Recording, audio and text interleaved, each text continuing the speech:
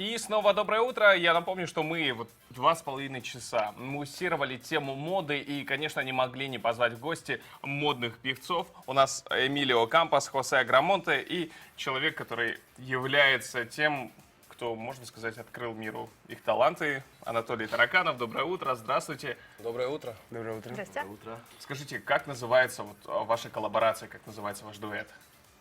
Гавана Старс называется.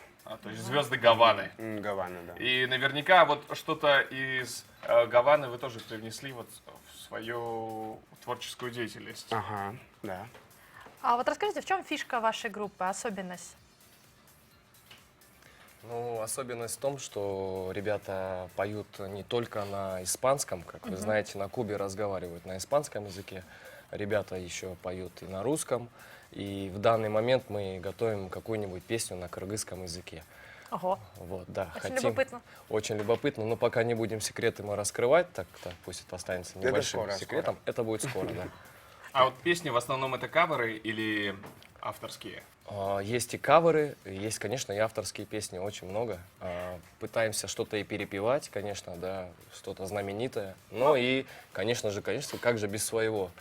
Свои тоже песни у нас есть. Мне кажется, это здорово. Насколько я знаю, вот именно кубинские песни, они очень танцевальные. Это вот что-то, что можно и парные танцы Ну да. какие-то, да? Да, кубинский. Классно.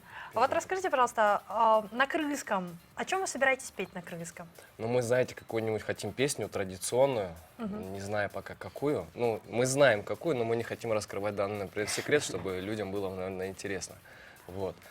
Так что в данный момент пока пусть останется небольшим секретиком. Хорошо, давайте следующий вопрос. Если одну песню вы готовите, не планировали, допустим, записать какой-нибудь EP или LP, там, я не знаю, из 8 и больше песен?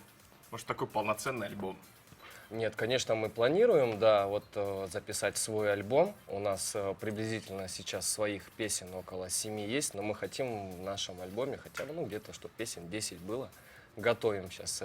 Ребята практически со студии сейчас не вылазят, пишут песни. А вот о чем в основном ваши песни? Песни про Песни что у нас? про что? Про любовь. Все Любовь, поют всегда про любовь. Любовь это самое главное.